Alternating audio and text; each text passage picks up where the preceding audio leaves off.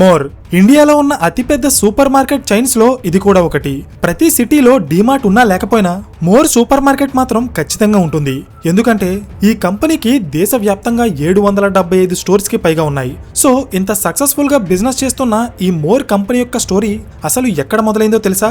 హైదరాబాద్ లో ఉన్న దిల్సుఖ్ నగర్ అనే ఏరియాలో జాబ్ కోల్పోయిన కె ఆంజనేయులు అనే వ్యక్తి తన భార్యతో కలిసి 1986 లో త్రినేత్ర సూపర్ రీటైల్ అనే పేరుతో ఒక చిన్న రీటైల్ స్టోర్ ని స్టార్ట్ చేశారు. తర్వాత ఆయన ఎంతో కష్టపడి పనిచేసి బ్యాంకుల నుండి అప్పులు కూడా తెచ్చి ఈ త్రినేత్ర బిజినెస్ ని సౌత్ ఇండియాలో ఉన్న చాలా సిటీస్ కి ఎక్స్పాండ్ చేశారు. కానీ కట్ చేస్తే 2007 వచ్చేటప్పటికి సౌత్ ఇండియాలో ఎంతో సక్సెస్ఫుల్ గా రన్ అవుతున్న ఈ త్రినేత్ర బ్రాండ్ సడన్ గా మోర్ సూపర్ మార్కెట్స్ గా మారిపోయి ఆదిత్య బిర్లా గ్రూప్ అండర్ లోకి వచ్చేసింది. ఇందులో మరొక ట్విస్ట్ ఏంటంటే 2018 లో ఈ మోర్ సూపర్ మార్కెట్స్ ని ఆదిత్య బిర్లా నుండి ఏకంగా అమెరికాలో ఉన్న అమెజాన్ కంపెనీ కొనేసుకుంది. సో ఇక్కడ క్వశ్చన్ ఏంటంటే, ఎక్కడో దిల్సుఖ్ నగర్ లో కె ఆంజనేయులు అనే ఒక సాధారణ వ్యక్తి స్టార్ట్ చేసిన ఒక చిన్న బిజినెస్ ఈ రోజు దేశవ్యాప్తంగా ఎక్స్పాండ్ అవడం మాత్రమే కాదు, ఆదిత్య బిర్లా అండ్ అమెజాన్ లాంటి పెద్ద పెద్ద కంపెనీస్ దాన్ని కొనడానికి పోటీ పడే స్థాయికి ఎలా ఎదిగింది? అసలు ఆంజనేయులు గారు ఈ బిజినెస్ ని ఎలా స్టార్ట్ చేశారు? 1986 లో త్రినేత్ర రీటైల్ గా స్టార్ట్ అయిన ఈ బిజినెస్ ఈ రోజు మోర్ సూపర్ మార్కెట్స్ గా ఎలా మారిందో నేను ఈ వీడియోలో చెప్పబోతున్నాను. Hello everyone, welcome to today's video and this is your friend Surya. అసలు ఈ స్టోరీ ఎలా స్టార్ట్ అయిందంటే 1986 లో ఆంజనేయులు గారు అలాగే తన భార్య సావిత్రి గారు హైదరాబాద్ లో ఉన్న ఒక ప్రైవేట్ కంపెనీలో పనిచేసేవారు. కానీ ఆ కంపెనీ సడన్ గా మూసేయడంతో ఆంజనేయులు గారు మళ్ళీ జాబ్ కోసం ట్రై చేయకుండా ఈసారి బిజినెస్ లోకి ఎంటర్ అవ్వాలని నిర్ణయించుకున్నారు. అయితే ఏం బిజినెస్ చేయాలి అని ఆలోచిస్తున్న టైంలో బెంగళూరులో ఎంతో సక్సెస్ఫుల్ గా రన్ అవుతున్న నీలగిరి సూపర్ మార్కెట్స్ అనే కంపెనీ యొక్క బిజినెస్ మోడల్ ఆయనకి బాగా నచ్చింది. సో అలాంటి సూపర్ మార్కెట్ చైన్ ని ఆయన హైదరాబాద్ లో కూడా స్టార్ట్ చేయాలనుకున్నారు. అయితే దానికి చాలా డబ్బు ఖర్చు అవుతుంది. సో తన ఫ్రెండ్స్ నే పార్ట్నర్స్ గా జాయిన్ చేసుకుని కొంత డబ్బు పోగేశారు. మిగిలిన డబ్బు కోసం బ్యాంకులో లోన్ తీసుకుని ఫైనల్ గా 1986 లో సుమారు 4,70,000 పెట్టుబడితో ఆయన త్రినేత్ర సూపర్ మార్కెట్స్ ని స్టార్ట్ చేశారు. అయితే ఈ బిజినెస్ లో ఆంజనేయులు గారికి పెద్దగా ఎక్స్పీరియన్స్ లేకపోవడం వల్ల మొదట్లో ఆయన చాలా ఇబ్బందులు ఫేస్ చేశారు. కానీ ఎక్కడా గివ్ అప్ ఇవ్వకుండా బిజినెస్ లో వచ్చిన ప్రతి ప్రాబ్లం ని సాల్వ్ చేస్తూ ఫస్ట్ ఇయర్ లోనే 12 లక్షల టర్న్ ఓవర్ చేశారు. తర్వాత ఆయనకి బిజినెస్ మీద నమ్మకం వచ్చి త్రినేత్ర స్టోర్స్ ని హైదరాబాద్ సిటీతో పాటు ఆంధ్రప్రదేశ్ మొత్తం ఎక్స్పాండ్ చేశారు.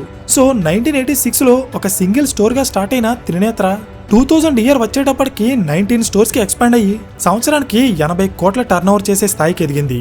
అయితే ఇక్కడ మీకు ఒక విషయం తెలియాలి, 1999 తర్వాత ఇండియాలో supermarket and hypermarket revolution start అయింది.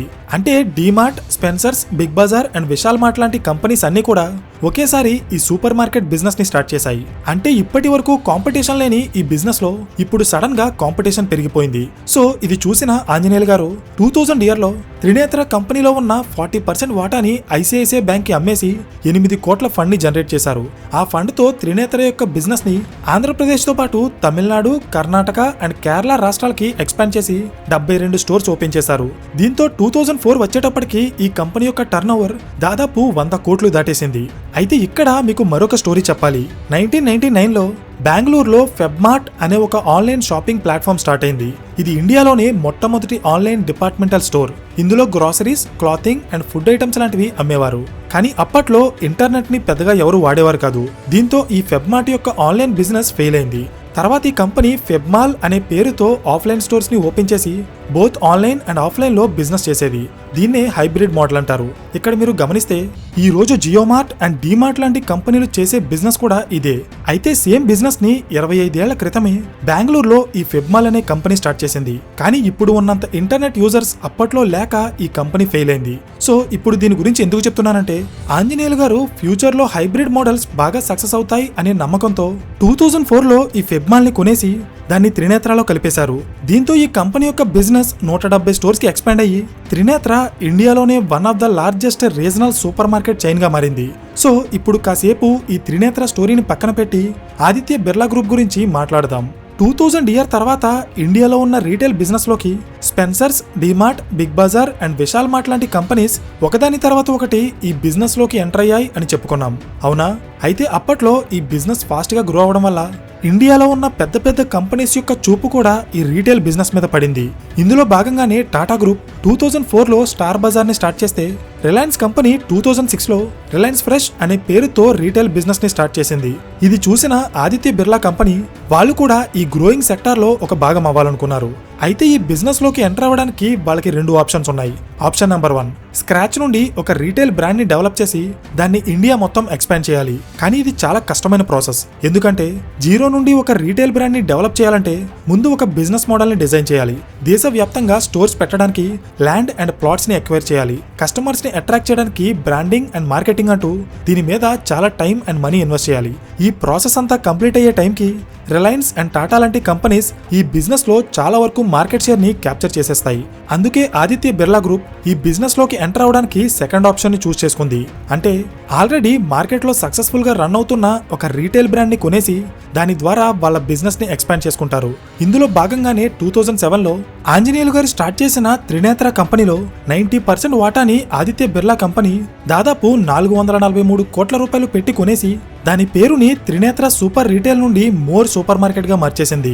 ఈ డీల్ తర్వాత ఆదిత్య బిర్లా గ్రూప్ ఈ మోర్ బ్రాండ్ ని సౌత్ ఇండియాతో పాటు దేశవ్యాప్తంగా ఎక్స్పాండ్ చేసి 2007లో 170 స్టోర్స్ గా ఉన్న మోర్ కంపెనీని 2012 వచ్చేటప్పటికి 635 స్టోర్స్ కి ఎక్స్పాండ్ చేసి మోర్ ని ఒక well established super market chain గా మార్చేసింది.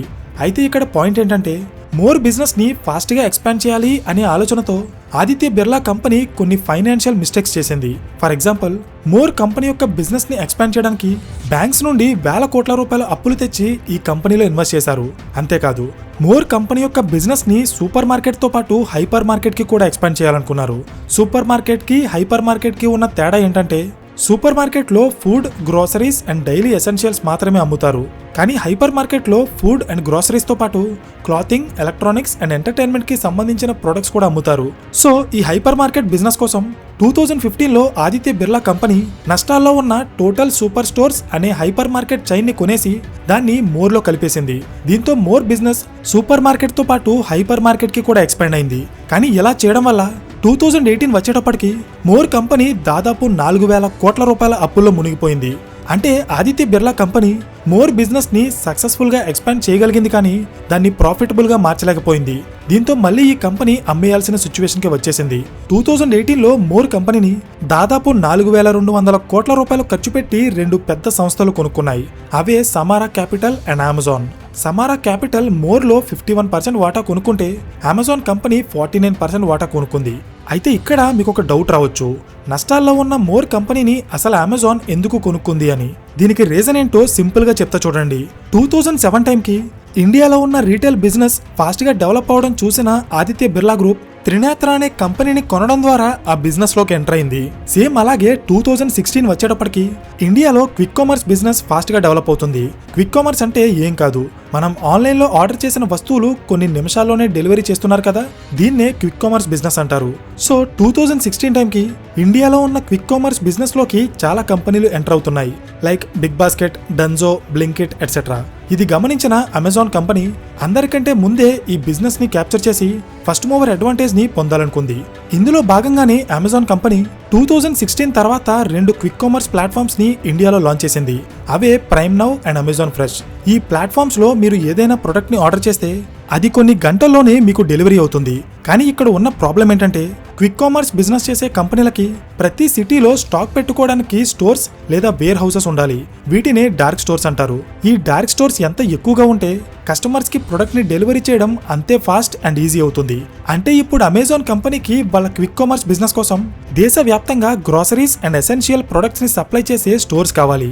మరోవైపు మోర్ కంపెనీ దగ్గర దేశవ్యాప్తంగా 500కి పైగా సూపర్ మార్కెట్ స్టోర్స్ ఉన్నాయి. సో ఇక్కడ ప్లాన్ ఏంటంటే ఈ మోర్ సూపర్ మార్కెట్స్ ని అమెజాన్ కొనుక్కుంటే ఒకవైపు ఆఫ్లైన్ బిజినెస్ చేయొచ్చు, మరోవైపు అమెజాన్ కంపెనీ యొక్క క్విక్ కామర్స్ ప్లాట్ఫామ్స్ కి ఈ సూపర్ మార్కెట్స్ లో ఉన్న స్టాక్ ని సప్లై చేసి ఆన్లైన్ బిజినెస్ కూడా చేసుకోవచ్చు.